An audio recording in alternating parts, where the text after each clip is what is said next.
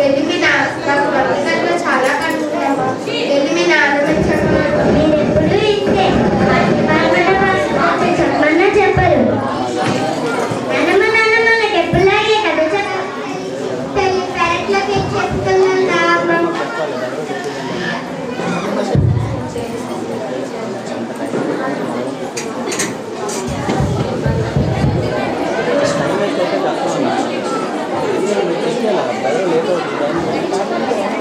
అబ్బో ఇది 10 సెకండ్లు అత్తయ్యకి ఇస్తే పోలా.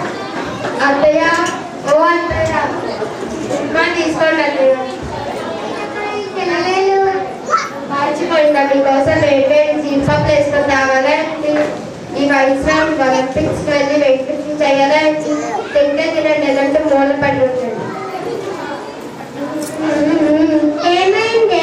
నేను ఇంట్లో చాకరీ చేయలేకపోతున్నానండి. అంటే గొప్ప పనులు ఏం చేశావు?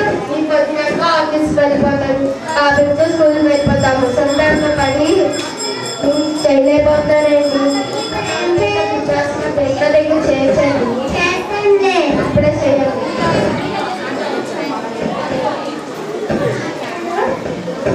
హైదరాబాద్ ఓల్డేజ్ ఏమన్నా మా అమ్మగారు చేర్చాలనుకుంటున్నాను.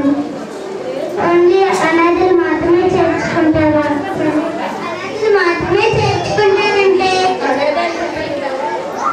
Hello Tirupati old age హోమేనా? ఒక ముసలామె ఉంది, ఆమెకి ఎవరు లేరు. ఆమె అన్నది మీ ఓల్డేజ్ హోమ్లో చేర్చుకుంటారా? రేపు రమ్మంటారా? సరే రేపు రమ్మంటున్నారే.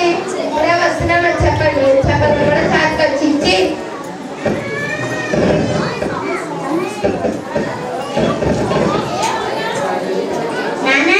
నాన్నమ్మని ఎక్కడ పంపిస్తున్నారు?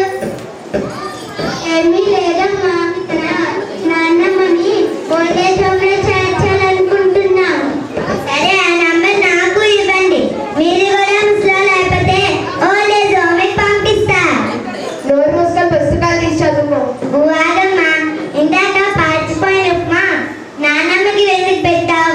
నువ్వైనా తినచ్చు కదా, లేకపోతే నాన్నకైనా పెట్టచ్చు కదా. నాకైనా నీ బుద్ధి ఏమైంది? నన్ను చిన్నప్పుడు ఎంత బాగా చూసుకున్నావు, నాన్నమ్మ నిన్నెంత బాగా చూసుకున్నది. చూసారా అండి ఆ ముసలిదారు గారపం వాళ్ళు ఎలా ఉంటుందో. నాకు ఇలాంటి నాన్నమ్మ ఓల్డేజ్ హోమ్కి పంపించడం తప్పు కదా. నాన్నమ్మ వెళ్ళిపోతే నా కథలు చెప్పడానికి ఎవరు ఉండరు, పాటలు పాడడానికి ఎవరు ఉండరు. ఎందుకమ్మా అంత పెద్ద పెద్ద మాటలు? క్షమించమ్మా. నన్ను కాదు, వెళ్ళి నాన్నమ్మని అడగండి.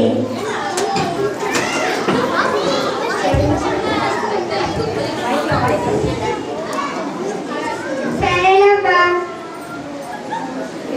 క్షమించండి. గుడ్. ఎందుకంటే మా ముసలిదాయి బంగారు ముసలిదాయి.